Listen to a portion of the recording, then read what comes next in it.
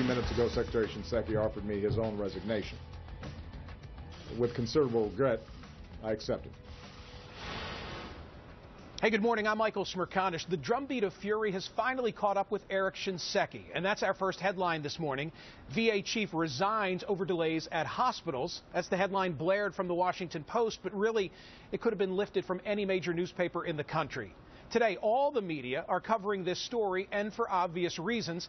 The scandal over American war veterans literally dying while awaiting treatment at VA health facilities has no end in sight. But I can tell you where it all began. It began with this network, CNN, with tips that spurred suspicion, and then months of investigation into hidden VA mismanagement and neglect. And the reporter who got the story and continues to run with it is CNN senior investigative correspondent Drew Griffin, who just told me that he believes we're about to see even more heads roll. I think it's nationwide. I think with a strong leader at the VA, if the right thing happens, you will see hospital directors across the country being fired. That's where I think this needs to go. And perhaps then those fired employees of the VA will be brought down to the Department of Justice and asked to explain why there was so much apparent criminal behavior in changing data, fudging numbers, cooking the books, and perhaps, Michael, for one purpose, to get their performance levels up and their bonuses paid. Joining me now, two members of Congress, both deeply involved in Veterans Affairs. Mike Coffman, a Republican from Colorado, sits on the Veterans Affairs Committee and was one of the first House members to call for Eric Shinseki's resignation. Dina Titus is a Democrat from Nevada. She, too, sits on the committee. Congressman Coffman, when I spoke to Drew Griffin, he told me that he fears that when all is said and done, Phoenix will be shown to be the norm, not the outlier. Does that comport with your understanding of this scandal? Yeah, it really does. I think that what we're, first of all, there are a lot of great men and women that work for the Veterans Administration, and certainly a lot of them are upset about what's occurring, and they've certainly contacted my subcommittee, Oversight and Investigations, and turned over information to us. So absolutely, this is systemic, this is nationwide. And I think that certainly there's a criminal element to it in that veterans were denied care because managers were seeking financial gain at their expense. Congresswoman Titus, allow me to play for you something else that Drew Griffin told me that relates to Congress. Let's watch. Okay. Well, you know, you can go over to Congress like I did. You can sit in those hearings like I did for the last year. The Republican House-led Veterans Affairs Committee has screaming about this. No one paid attention.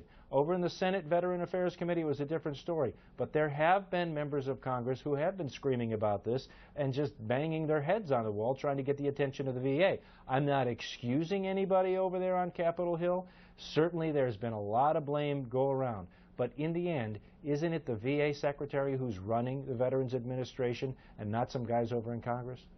Congresswoman, from an oversight standpoint, what went wrong here from Congress's point of view? Well, this is not a short-term problem. This has been going on for decades, actually. If you look back over the last 10 years, we've had 18 reports issued to this committee about the delay, the wait time, and the problems specifically with health care at the VA. We sat in 7 hours of hearings just in the 2 days we were back there this past week with different officials from the VA. We've all been calling for it. In fact, the House just recently passed a bill, I voted for it, allowing the head of the VA to fire people who aren't living up to the standards of providing the best care possible for our veterans. Yesterday, Congresswoman, President Obama spoke of record-level investment in the VA, and it raises the question in my mind, are we dealing with a funding issue or a mismanagement issue or a combination of both? Well, I think it's a combination. We put great demands on the VA because we want to give the best services possible to our veterans. They earned it and they deserved it, and a grateful nation wants to provide that. But just in the last few years, you have seen an increase in the number of veterans who are coming back from the war in the Middle East. You've seen the addition of Vietnam veterans who suffered from Agent Orange, the focus on homelessness, the focus on mental health and PTSD. Our demands are great, and we need to meet that with increased resources. Congressman Coffman, in today's lead In the New York Times, it says some of the Republicans who were Mr. Shinseki's shrillest critics were among those who voted down critical boosts in departmental financing. I know you were the first to call for his ouster. I've also read in your local newspapers that as recently as January, you voted against a $100 million appropriation to help the VA resolve the backlog. Respond to that criticism in the Times. Well, that was an omnibus bill with lots of other things certainly in it, and that bill did pass, and they got their funding.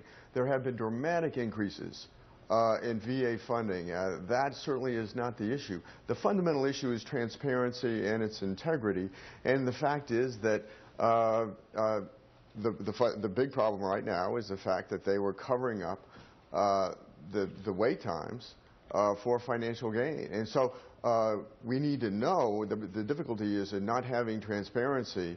You don't know what appropriations are necessary to make the VA run when there's not integrity and there's such mismanagement in the organization. It just needs to be completely clean from top to bottom. The culture needs to change. And I think the first step is certainly the firing of General Shinseki. I want to thank him as a combat veteran myself, a service in both the Army and the Marine Corps.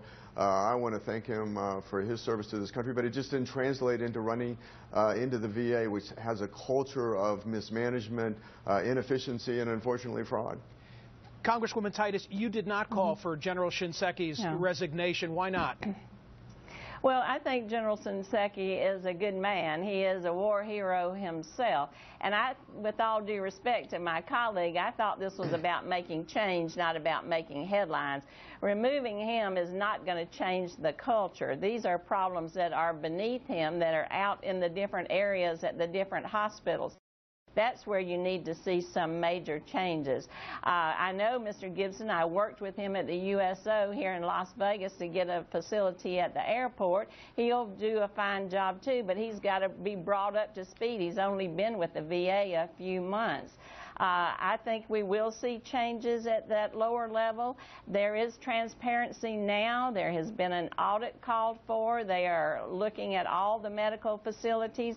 60% of them have been found to have problems. I asked for them to look at the Las Vegas hospital to be sure, kind of trust but verify. So I think you'll see some changes now. His leaving was a noble act on his part. He'd like to complete the mission, but it was a symbolic gesture. Quick answer, if I may, from both members of Congress. Congressman Coffman, we'll start with you. Should members be able to join Medicare? Should veterans become automatically in the Medicare program as a quick fix for this problem? Well, what veterans need is choices, and that is when the wait times are so long. Because the system is so inefficient, or if there are resource questions, then veterans need choices to be able to go into the private health care system and to have that care reimbursed by the Veterans Administration. And I think it would be great to have some competition for the Veterans Administration Congresswoman Titus, what do you think? The services they provide. I think TRICARE is a good system aside from this problem. If you start to dismantle the VA, you're going to find a lot of veterans who will be without care. They can't go into the private sector and just get the kind of care they want automatically because doctors are scarce in many parts of the country. Try to get an appointment in the doctor with the private practice. You're going to wait months there too. I think that would make the system even worse. Congressman Mike Coffman, Congresswoman Dina Titus, thank you both so much for being here. Let's go back to that headline. Shinseki resigns over delays at hospital. The way I would have written it, Shinseki departure alone